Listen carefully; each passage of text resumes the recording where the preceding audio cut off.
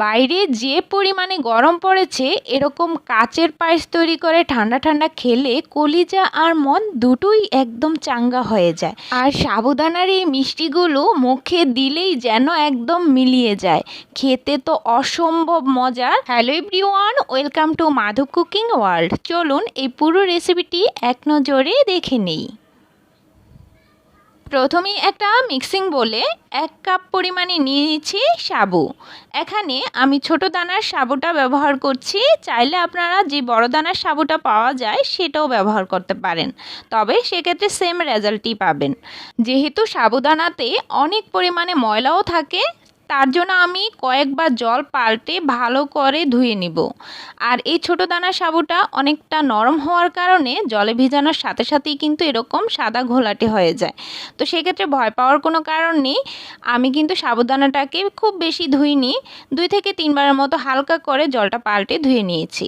আর এখানে 1.25 কাপ জল দিয়ে আধা ঘন্টার মতো আমি ভিজিয়ে রেখেছি। তারই মধ্যে সাবুদানাটা প্রায় 90% মতো একদম ভালোভাবে নরম হয়ে গেছে। এই নরম হওয়াটার থেকে আর বেশি নরম হওয়ার কোনো প্রয়োজন নেই, এরকম হলেই যথেষ্ট। দেখুন ঠিক এরকম থাকবে। ভিজানোর সময় অবশ্যই জলের পরিমাণটা সঠিক হতে হবে, না হলে বেশি জলজলে ভাব থাকবে, এটা স্টিকি হবে না। তো আমি এখানে 1 কাপ সাবুদানার জন্য 1.25 কাপ জল দিয়ে ভিজিয়েছি। আর এখানে সামান্য একটু লবণ আর 1.5 টেবিল চামচ দিয়ে দিলাম চিনি। চিনিটা অবশ্যই দিলে স্বাদের ব্যালেন্সটা খুব ভালো থাকে। এবার এই উপকরণগুলো দিয়ে সাবুদানাটাকে খুব ভালো করে চটকে মেখে নিব, যতক্ষণ না পর্যন্ত একদম নরম হয়ে যাচ্ছে, মিশে যাচ্ছে। ঠিক এরকমভাবেই একদম গায়ে গায়ে মেখে যাবে, এরকমভাবে মেখে নিয়েছি। মেখে নেওয়ার পর 5 মিনিটের মতো রেস্টে রেখেছিলাম, যাতে যে জলভাব থাকে সেটাও একদম চলে যায়। তো এরকম স্টিকি হয়ে গেছে। এবার হাতে কিছুটা তেল নিয়েছি, যাতে এগুলো গোল করে শেপ দেওয়ার সময় হাতে লেগে না যায়।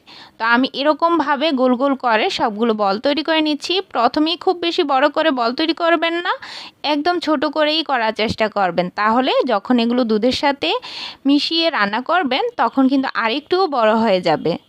তো সবগুলো বল এরই মাঝে আমার তৈরি করা হয়ে গেল। এবার চলুন রান্নার কাজে যাওয়া যাক। এখানে 1 কাপ সাবুদানার পরিমাণ অনুযায়ী আধা কেজি নিয়েছি দুধ। এবার দুধটাকে জাল করে নেওয়ার আগে এখানে আমি 3 টেবিল চামচ গুঁড়া দুধ আর দিয়ে দিচ্ছি 4 টেবিল চামচ চিনি। যেহেতু সাবুদানার সাথেও কিছুটা চিনি দিয়েছি, তার জন্য আমি এখানে চিনির পরিমাণটা কম দিয়েছি। চাইলে কিন্তু আপনাদের টেস্ট অনুযায়ী চিনির পরিমাণটা বাড়িয়ে দিতে পারেন। সবগুলো উপকরণ খুব ভালোভাবে মিশিয়ে নেওয়ার পর একটা বলক আসার জন্য অপেক্ষা করব। আর দেখুন একটা বলক চলে আসছে, এরই মধ্যে আমি এই সাবুদানার বলগুলো সবগুলো দিয়ে দিব। আর দেওয়ার পর আলতো করে একটু মিশিয়ে নিচ্ছি। খুব বেশি প্রথমে নাড়াচাড়া করব না, না হলে কিন্তু এগুলো একদম ছেড়ে ছেড়ে যাবে। তো এভাবেই কিছুক্ষণ বসিয়ে রাখবো মিডিয়াম আঁচে। আর মিডিয়াম আঁচে কিছুক্ষণ জাল করে নেওয়ার পর দেখবেন এরকম কাচের মতো একটা কালার এসে গেছে। আর ঠিক এই পর্যায়ে আমি আরও 5 থেকে 10 মিনিটের মতো ফুটিয়ে নিব। এরই মধ্যে আমার এই সাবুদানার পায়েসগুলো একদম পারফেক্টভাবে তৈরি হয়ে যাবে। আর দেখুন অনেকটা বড় হয়ে গেছে। তো আমি এগুলো এবার পরিবেশনের জন্য একটা মিক্সিং বোলে নামিয়ে নিচ্ছি। আর আপনাদের কাছ থেকেই দেখিয়ে দিচ্ছি কতটা সুন্দর হয়েছে সবগুলো সাবুদানার বল।